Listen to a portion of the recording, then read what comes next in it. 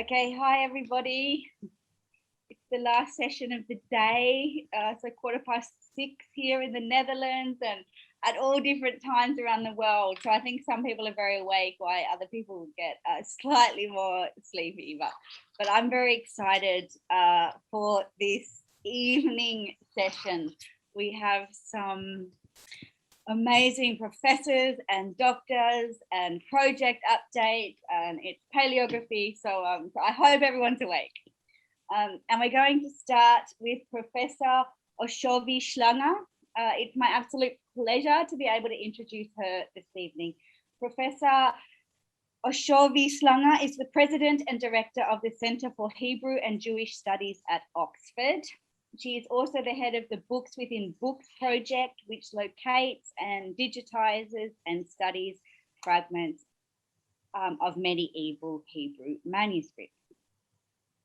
When she's not directing these important projects or teaching or supervising many courses and students, Professor Olszowy-Schlanger travels back to the medieval Jewish world via children's exercise books and Karaite legal texts from the Carta of Genesha, as well as Hebrew contracts from medieval England, among many other things. She has shared her discoveries of the medieval world with us in over 100 publications. From my personal experience, it is her thoughts and insight on the world of medieval paleography that I have particularly enjoyed. She writes with a descriptive ease about strokes of letters and script styles. And we're very much looking forward to your talk. So I hand it over to you now. Thank you very much, Gemma. Thank you to Drew and Mladen for this wonderful invitation. It has been a pleasure. I am humbled. I have learned a lot. And I think that this is for all of us a wonderful opportunity to share our knowledge, for me especially. So I'm going to talk about a project which is not really a digital humanities project, which is simply taking the method of the paleographical description that I have been teaching for the past 20 years in my chair of medieval Hebrew paleography at École Pratique des Hautes Études, because I'm in Oxford, but I'm also and mostly in Paris, where I teach medieval Hebrew paleography. And the method that I have been using for the past 20 years, I thought that it is time to put it online, not only because I am getting older and it is more and more difficult to remember these different manuscripts that I saw. I think it was Nahum this morning who was talking about these traditional paleographers going to a library, seeing a manuscript, going to see another manuscript 5 years later somewhere else and saying, well, wait, I know this manuscript, I saw it before. So I'm clearly one of these people. However, today, with the amount of manuscripts that we can see online, it became very different from the trips to libraries that we had, let's say, 20 years ago. It is simply more difficult to remember specific features of the manuscripts.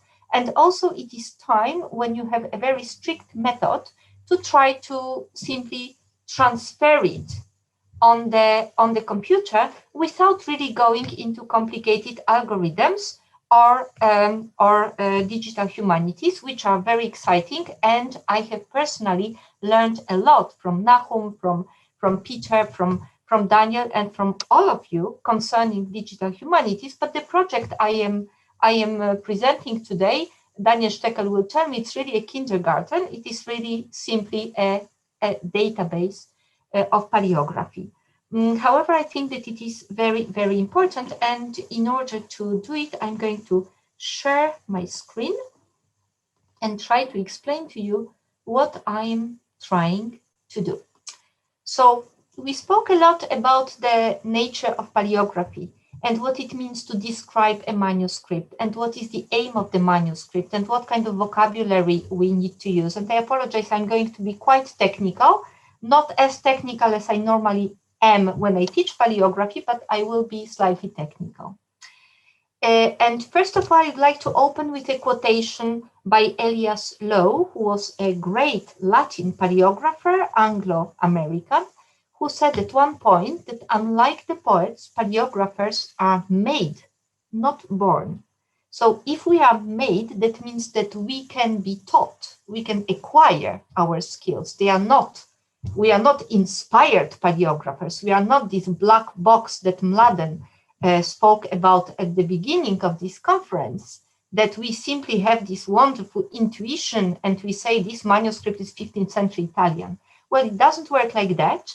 There is an entire method that we can learn, and not only that we can learn, but we can as well transmit and explain to the others.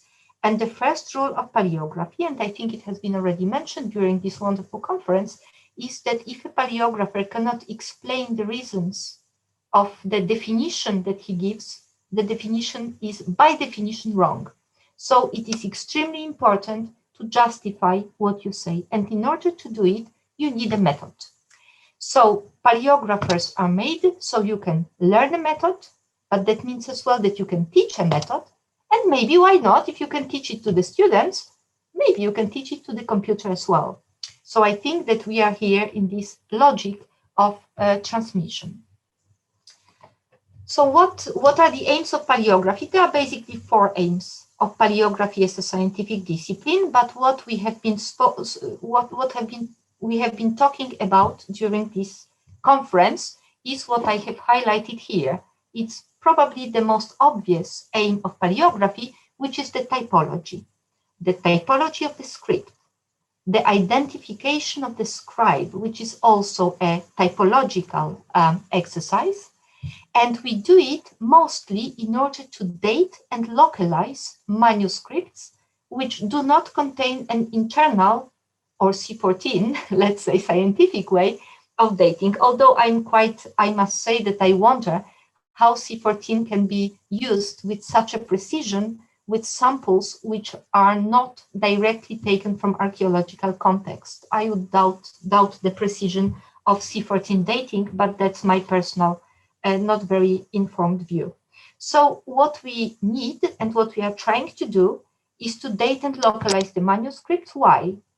Because when we date and localize the manuscript, we can place manuscripts as objects and also the texts that they transmit in history, in a context. So this is what we do, and this is what is the aim of paleography. And I would like, before I talk about the method that I will present today, to tell you that I do not consider that the paleography is an exact science. We are dealing with artifacts, with human creations. The letters are produced by humans. They do not grow naturally and should be considered like any other artifacts. It doesn't mean that they should not be considered through scientific eyes and scientific methods, but we should not consider the script as an organism that grows, develops, and dies, but rather as a human creation. So maybe it's not an exact science. However, it does provide paleography as a science. It provides a methodological template. This template allows us to look at the manuscript. It is very important to observe very minute features, very minute clues, like an archaeologist digging in the ground that follows clues. These features will go totally unnoticed to an untrained eye. That's why paleography is a discipline. I know from experience that when you show a manuscript to someone who has never seen a manuscript before, this person will have very strong views about the identification of the scribe and the shapes of the letters. It doesn't work like that. Like any other humanities discipline, paleography has a certain amount of skills to be learned before beginning to look. Well, everybody can look at the manuscript, but before describing a manuscript. For me, the paleography is a language. It is a language through which we can communicate in a manuscript. When I was a student, I sat in front of a manuscript. I had this chance very early in my career to travel to St. Petersburg to look at the most wonderful collection of medieval Hebrew manuscripts. And then I found myself mostly copying texts because I was not trained sufficiently in order to ask correct questions to these wonderful witnesses which were in front of me. So it takes years of training in order to be able to ask correct questions. However, the method that I am presenting and that I am teaching is a way to facilitate the learning of this specific language. And once the language is mastered, the students can listen to the tale that the manuscript has to tell. So first of all, and here I'm showing you already, well, I'm not going to go online to show you the database because it usually doesn't work. So I just copied it. Pages, I did just the screenshots for the PowerPoint. So first of all, the manuscript has to be considered as a whole, not just as a script. And when we speak about the script, not just about shapes of the letters. That's the least interesting and important thing to do when you are a paleographer. So first of all, you have to define your sample, your manuscript, from the point of view of the codicological units, textual units, paleographical units, and you have to consider it from the point of view of codicology, text, script, handwriting, and the context in which the manuscript was produced, because all these features help you to define and place the script itself or the handwriting, whatever you want to get to. They influence very much the final shape of your sample, of your paleographical unit, because basically what we will try to do, we are going to get to the paleographical unit. There are many different aspects, very many different features that influence the specific final effect that we have in front of us, and they can be very misleading. Like, I think that it was Peter today who mentioned the difference in the shape of the letters when you look at the recto and verso on a parchment manuscript, where the grain can interfere not only for the pixels of the computer, we saw it as well, but also with the paleographer's eye.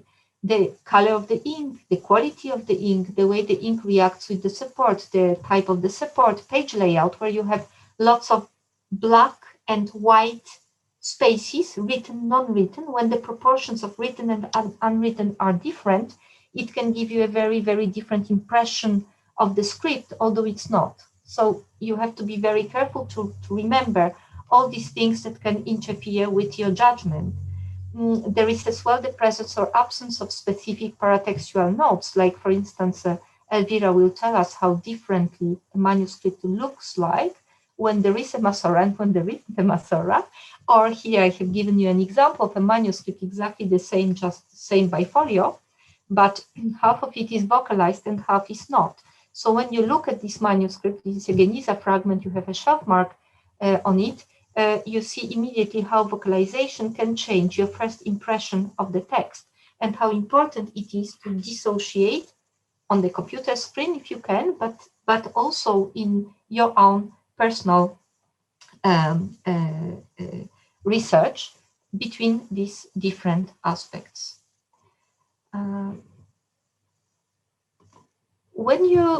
Before you begin to describe a script, you need to ask yourself a question, whether you are going to focus on the definition of the script or on the definition of the handwriting.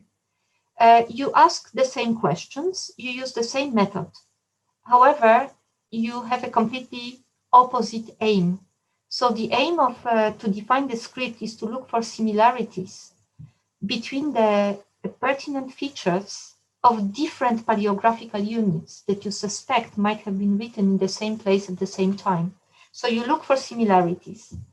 When you want to define a handwriting, you take very similar samples, paleographical units, and you look for pertinent differences. The word that I have underlined in red is pertinent. What is important is to remember that every single letter, every single character, every single component of the letter is different. But the human eye, and maybe computers too, are able to differentiate between the differences which are important and the ones which are not. So for us, it's important to look at the pertinent features. It's only once you define which features are pertinent, which features are important, which features are worth looking at, that you can begin your analysis. And I think that this is one of the biggest challenges, not only for us as paleographers, but also for the computer. It's, I think, quite easy for the computer today, and Daniel told me about it, to cut out from a page all the letters Aleph. How does it help a paleographer? It actually doesn't, because you will have to compare again 100 Alephs. So it doesn't help so much if you want to do a paleographical analysis. It can be nice if you want to publish a gallery of the shapes of the letters. But what is important is to get to this specific feature, which will make a difference. And this is difficult, and this you have to learn. You have to learn a specific set, you need to have a specific set of knowledge in order to distinguish that. So for the method that I am using, before you begin to describe the script, or as a part of the description, you need to define your script. To define the script, which means simply typology, you have for medieval Hebrew script several different levels and several different categories that you have to fill up. So it is simply, this is what we have on our database. And well, it's very similar. The database is very similar to the wonderful digital database of Peter Stokes, but this is adapted to all Hebrew scripts. And I should have mentioned from the very beginning that this database has been developed as a collaboration between between myself, Professor Ronnie Folland from Munich, and our team, Blanca Viluendas and Fabio Iopolo, in the framework of a project which is funded by DFG and Arts and Humanities Research Council, which concerns mostly Oriental manuscripts, but the Paleography album has been adapted to work on all kind and describe all kind of different scripts. So there is the script type, according to Hebrew codicologist Malachi Betarier and of course Colette Sirat. We have 6 different types. I have taken this map from Malachi Betarier. We should know that during medieval period, the borders between scripts were not stable as they are seen here. It helps more or less to imagine where vaguely the scripts happen. However, this did not happen in this way. This was a very dynamic reality with borders changing, and there is a change through time. Of course, there are as well migrant scribes who can write in different places, but also the influences of different geographical entities happen at different periods of history in these places. So the map is too, I would say, fixed and stable in order to be true, but it does give us a very general idea about where mainly the scripts developed. This is the script type. The script type, so this general entity, I can say the script is Ashkenazi or Sephardi or Oriental, Byzantine. Of course, there are as well subgroups. We are less good with the subgroups. We are very good with general, but less good with subgroups, as like, for instance, German and French manuscripts, or Oriental from Palestine and Oriental from Iraq. This we need still to work on, but we are getting there slowly as well. So we have this typology. What does it mean? It means that the script, which basically comes from Orient, from the Qumran period, and then develops further. So the square Ashuri type of script differentiates. It spreads across the medieval world, well, late antique and then medieval world, and differentiates according to the places. It can still be read, like people who read modern Hebrew can read Qumran square manuscripts with no problem. So there is a question of the transmission of the tradition, but at the same time, there is an Ashkenazi, Sephardi, Oriental, Yemenite script that we can differentiate very easily. So there is a tradition and innovation. I think that Peter called it, how did Peter call it? Peter called it differently, but it's basically the same. So there is a continuity and there is change. So this is an extremely important concept that we need always to bear in mind. And the tradition comes from the models. So the medieval person, a medieval person who learns how to read and write, has the idea that the best writing is the writing that you imitate. You have to imitate a model. A better forger you are, even if you don't want to forge for criminal reasons, but you imitate, the better scribes you are going to be. And we have many texts that talk about it. So I'm not going to go about it, including Ibn Tibbon's Ethical Will, very famous texts, which talk about imitation. And from the Cairo Geniza, we see very precisely that children learn a very specific subtype of the Oriental script. There are several. They learn the Tiberian subtype of script through tracing the letters, through the ductus, so the way the letters are traced, as you can see here, within the outlines which were given by the teachers, and then copying specific parts of text, Bereshit written as a model, and then Bereshit recopied by someone who learns how to read. And then you have this mental model acquired during your childhood that you are going to try to reproduce when you write, because this is what your teacher told you, or the parents.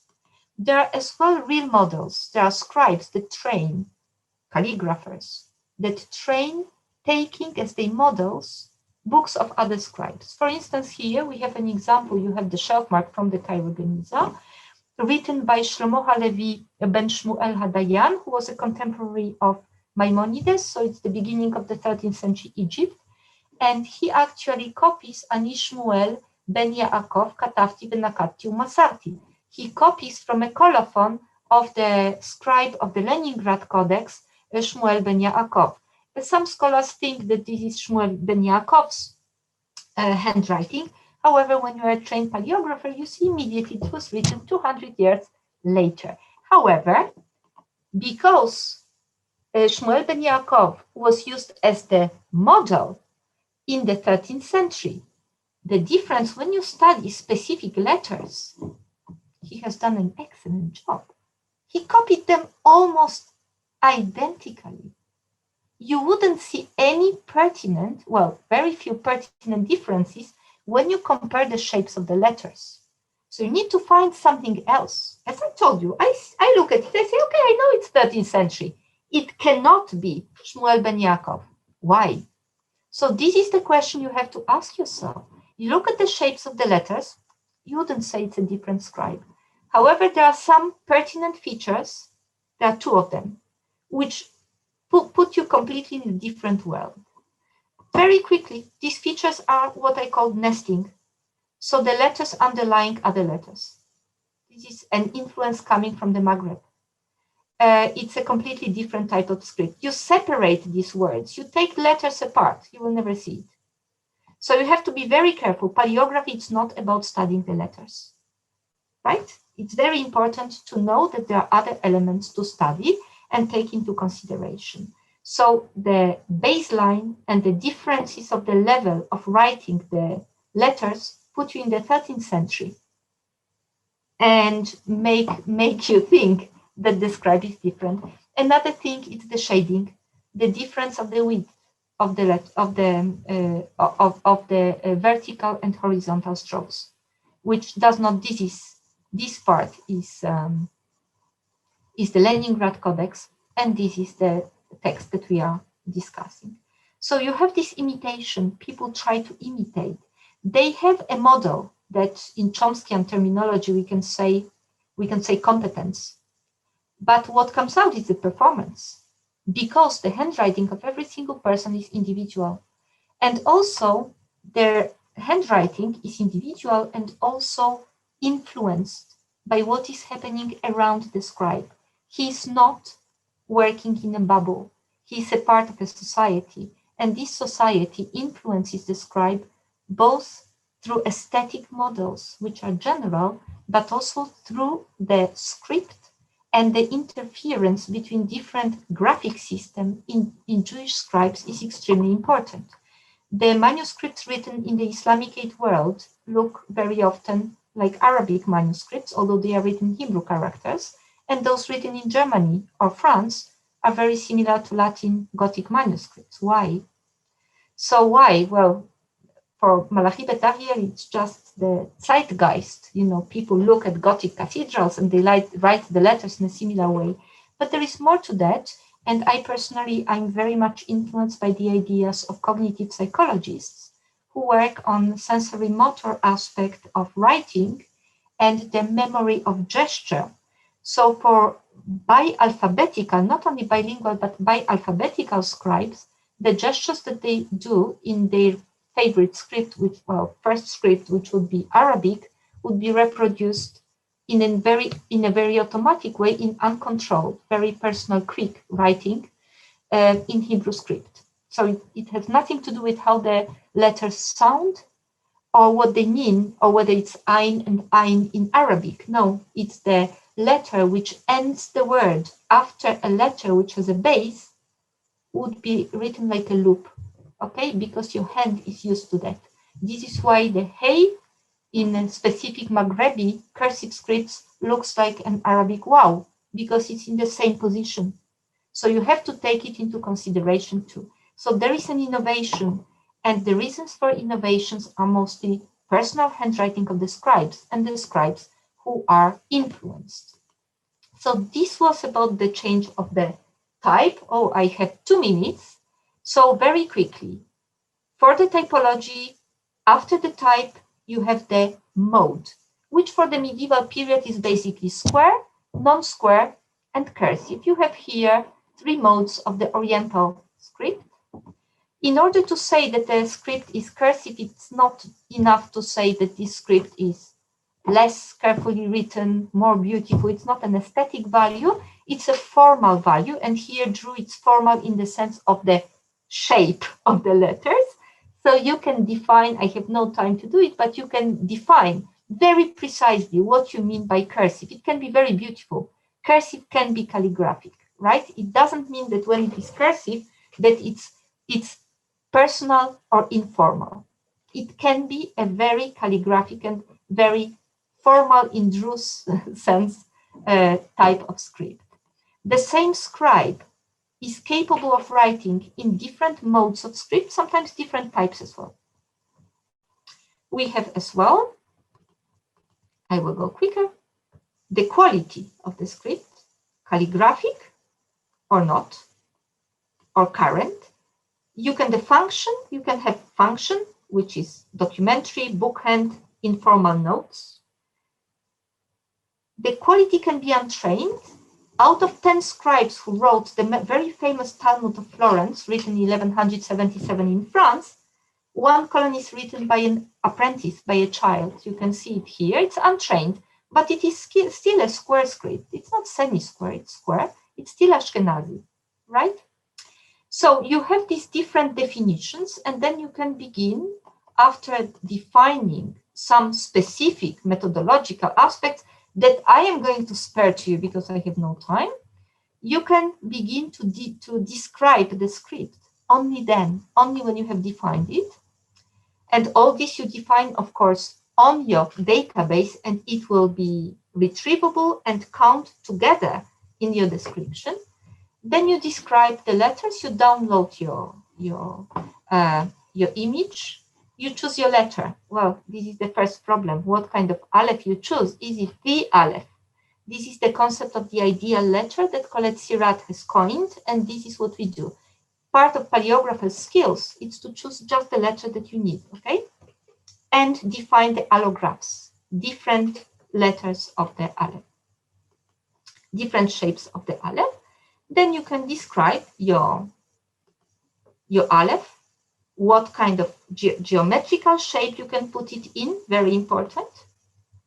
Then you describe component by component, and this after you have described the words, the relationship between the line and the words, the space between the letters, and so on and so forth from the global perspective. Then you go into the details, specific elements that you can choose from a menu. All this is based on the menus. You can choose different things from the menu, and these menus then can be transferred into a text, into a Word, PDF, or Word file, so you don't need to describe your specific manuscript in addition to using the database. And finally, it should allow people who work on different manuscripts to have an album, comparative album, which can be searchable through the manuscripts, but also through every single element that we have coded in the menus. And there is about 150 pages, word pages, of questions that we have put in this database. So I hope it will be helpful at one point. As I said, it is a completely traditional approach to paleography. I have no time to go into more details to explain it to you, but we hope that it will help those who work on different aspects of medieval Hebrew manuscripts. Thank you very much. Thank you very much. It was lovely to have some traditional paleography, and yes, I'm very much working on how to work out what is pertinent rather than looking at everything. As you know, we are out of time. I'm going to give Drew Longacre one quick question. So he's going to ask a quick question, and if you give a quick answer, and then we will move on.